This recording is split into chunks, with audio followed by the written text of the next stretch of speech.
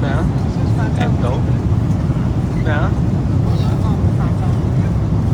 呢個視窗睇得唔得啊？唔得，好大好殘好殘啊！差唔多俾人鬧啊！殘障你瞓覺啊！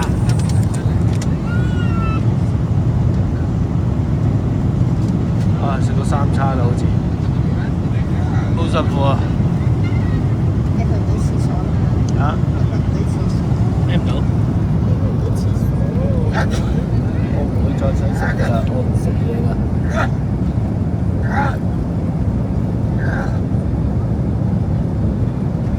有把小食啊，頭先餅乾嚟㗎喎，餅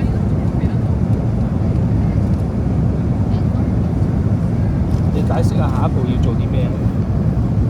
乾咩叫睇下落機又點咧？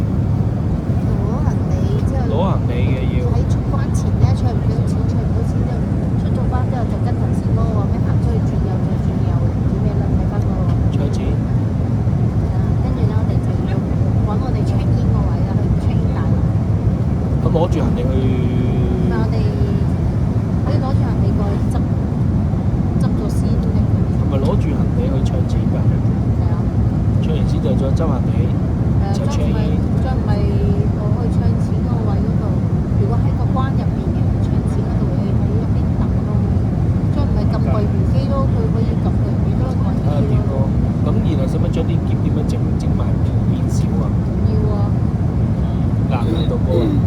嚇？難唔難度高？難度高啊！本身嗰個都長好多，係咪會需要俾錢啊？應該都要㗎啦。我都覺得係應該。重一萬 K 字點解唔收你錢？但係都情有可原咯，我哋有咁遠嘅地方去人哋唔會知㗎。一個咁遠嘅地方，即係都唔覺得冇呢啲經驗咯。有好多人都係咁樣跟住走㗎。啲人話，佢哋問點解咁得意得15K 喎？唔知喎，可能內陸機唔諗住你啲人咁你俾人長地方去嘅咩？內陸機都係好長㗎嘛，係嘛？好遠咯，即係你由嗰度